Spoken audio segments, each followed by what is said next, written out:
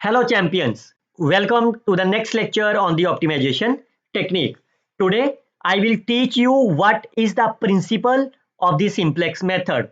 Meaning is कि simplex method काम कैसे करता है, क्या इसके पीछे का मैथमेटिक्स है, क्या इसके पीछे का फिनोमिनन है और क्या इसके पीछे का प्रिंसिपल है. So that we will discuss in detail in this lecture. Myself Dr. Harish Kark, you can follow my YouTube channel and subscribe it.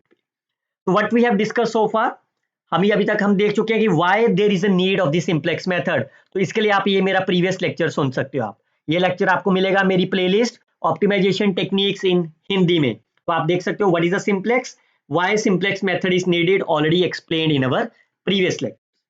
तो जैसा कि हम ऑलरेडी जानते हैं कि किसी भी एलपीपी को सॉल्व करने के लिए आपके पास ग्राफिकल मेथड है, फाइन, और एक बेसिक फिजिबल सॉल्यूशन मेथड है. और इन दोनों की लिमिटेशंस वो ऑलरेडी हम इस लेक्चर में डिस्कस कर चुके हैं, जिसकी वजह से हमने एक्सप्लेन करा था why there is a need of the simplex method. Fine. Now the question is what is the principle of the simplex method. तो मैं एक बार क्विकली से रिकॉल करा देता हूं. Graphical methods and the basic feasible solution method. इसमें आप क्या करते थे, जितने भी आपके कॉर्नर पॉइंट्स हैं, collection of all those corner points, like in this case A, B, C, D, E and F so on. हर एक कॉर्नर पॉइंट पे आप वैल्यू ऑफ द जेड निकालते थे आप. Fine. Z at the point A, Z at the point B, Z at the point C and so on. फिर आप compare करते थे कि इनमें से कौन सी चीज मैक्सिमम है, कौन आपका मिनिमम है. फाइन. और वो आपका ऑप्टिमल सॉल्यूशन हो जाता था. बट इस तरह से करने में अगर आपके कॉर्नर पॉइंट्स मान लो 3000 हुए, फाइन, तब तो आपको बहुत समय लगेगा हर कॉर्नर पॉइंट पे ऑप्टिमल सॉल्यूशन चेक करना. तो उसी को ओवरकम करने के लिए we will study the concept of the simplex method. तो पहला एडवांटेज इस सिंप्लेक्स मेथड का यही है that it does not compute the value of the objective function at the each point. जैसे इसमें अगर 1000 पॉइंट्स हैं तो सभी पे चेक नहीं करेगा. तो ये क्या करेगा, किसी भी एक पॉइंट से स्टार्ट करेगा. Let's say they start from the one point x1 और उसके बाद आप इसका नेक्स्ट नेबरहुड पॉइंट चेक कर लोगे. फाइन. अगर तो ये नेबरहुड पॉइंट पे आपने ऑप्टिमल चेक करेंगे, क्या ये ऑप्टिमल है, then you will get the answer. अगर नहीं है then we will move on the next point. Fine. Then again we will check whether the third point C is the optimal or not. नहीं है, we will move on the next point and so on. That means the principle of the simplex method is it can move systematically to the next corner point until we will get the optimal solution.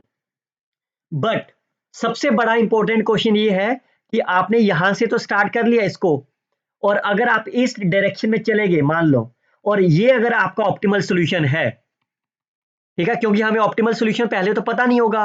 तो अगर आप इस direction में चले गए तो आप इसको चेक करोगे, ये नहीं आएगा ऑप्टिमल. फिर आप इसके ये वाला चेक करोगे नेक्स्ट पॉइंट, ये भी नहीं आएगा. तो घूमते घूमते ये तो लास्ट पॉइंट आएगा ना आपके पास. फाइन. तो इसका मतलब फिर तो आपको सारे के सारे पॉइंट चेक करने पड़ गए. तो इसका मतलब टाइम तो उतना ही लगा. तो द पहला क्वेश्चन यही है आपके लिए कि आपको इस पॉइंट से whether you are moving on this side और whether you are moving on that side. Fine. तो डायरेक्शन किस तरफ मूव करना है जिसमें आपको कम समय लगे, and that is the basic principle of the simplex method. तो मैं आपको इसी कंसेप्ट को एग्जांपल से समझाता हूं. मान लो कि आपके पास एक एलपीपी है, you can easily solve this problem with the help of the graphical method. Fine. And then you can draw the graph. You will get the coordinates O, A, B and C. ऐसे ही करोगे ना. तो graphical method में क्या करोगे, आप O के ऊपर भी Z की वैल्यू निकालोगे, A पे Z की वैल्यू निकालोगे, B एंड C, और इन सभी Z वैल्यू के ऊपर जिसकी वैल्यू मैक्सिमम आ गई, you will get the optimal solution. But in the simplex method, what is the principle of the simplex method is you can start from anywhere. Fine. तो मान लेते हैं मैं यहां से स्टार्ट करता हूं origin से.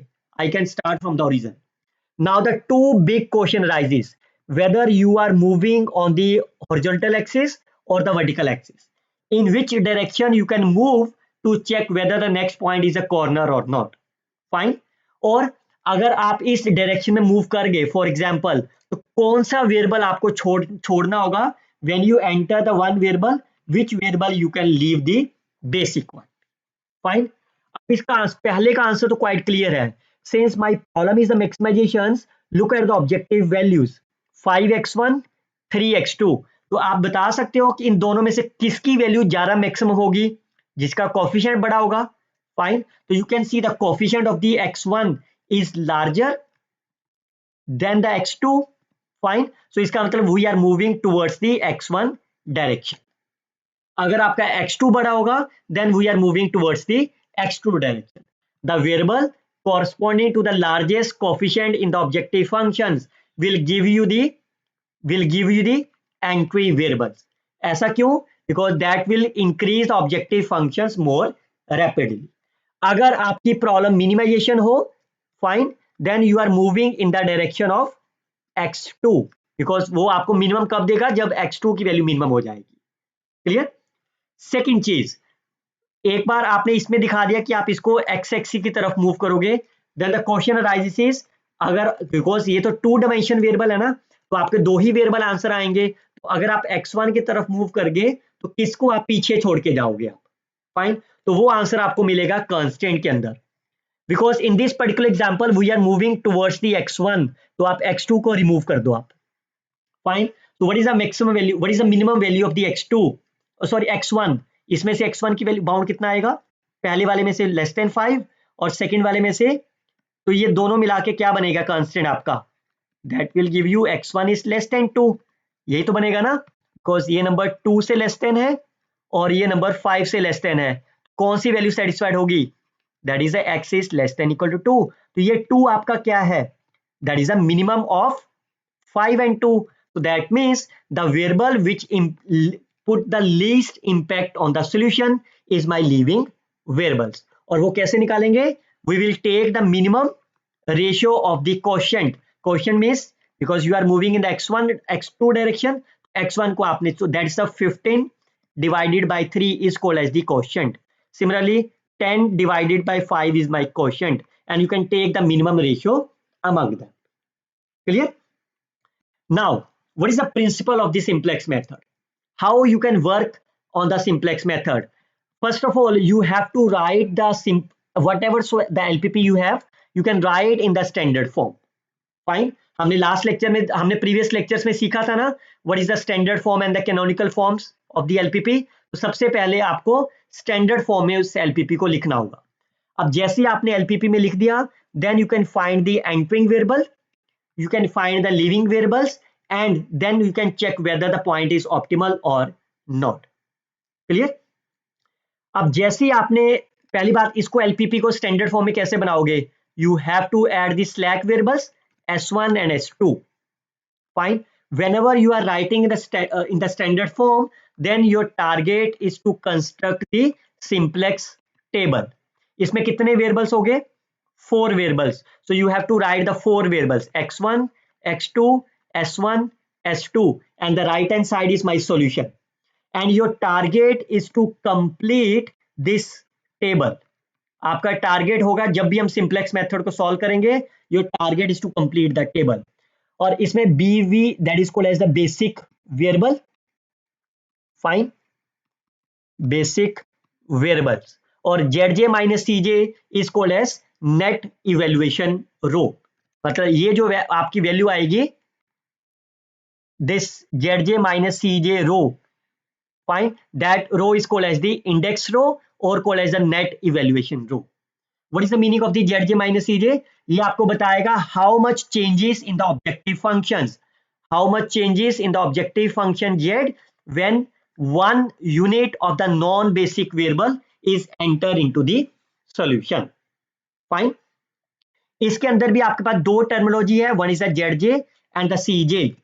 What is the meaning of the Z J is, Z J is representing my amount of the decrease in the objective functions, or you can say the increase in the objective functions depending whether your objective function is minimization or maximization. Fine. जैसे ही आप किसी नए variable को आप enter करते हो, and सीजे के आपके पास है, that is the coefficient of the objective functions.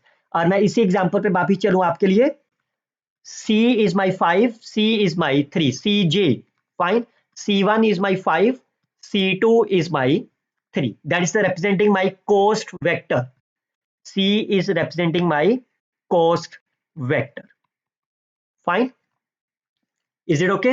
Now, अब कुछ वैल्यूज आपकी Z J minus C J की पॉजिटिव आएंगी, कुछ value of the Z J minus C J की नेगेटिव आएंगी और कुछ की वैल्यू जीरो आ जाएंगी.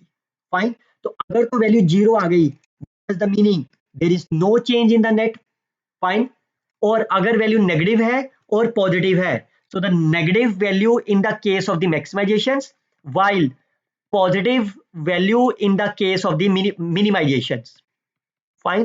The negative value of in the case of maximization means that once you can add the variable that can improve, because my problem is the maximizations, so improvement means we have increased the objective function value.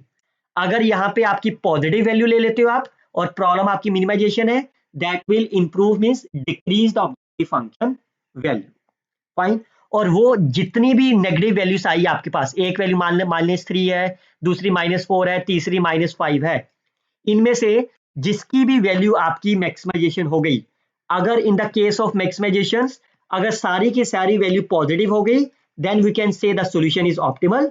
और अगर minimisation के case में सारी की सारी value negative हो गई, we call as the optimal.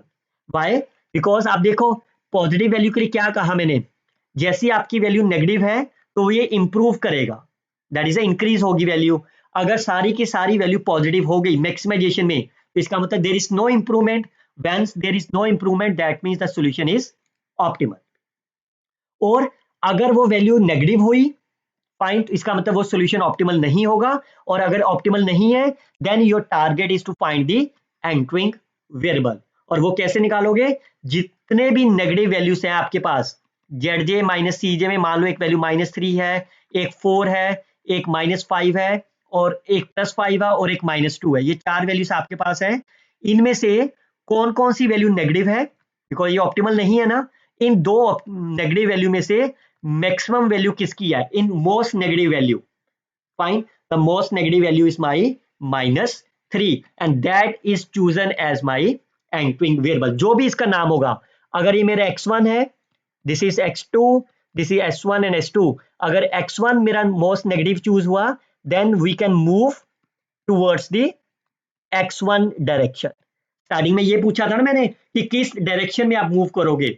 जिस भी वेरिएबल का आपने नेगेटिव लिया, in that direction we will move on that. Fine. And that is the basic principle or the working of the simplex method. So in our next lecture we will see how we can solve this such kind of the LPP problem with the help of the simplex method. So that is the objective of our next lecture. Till then you can share this video with your friends, like and comment on the videos. Best of luck students. Happy learning. Thanks for the watch.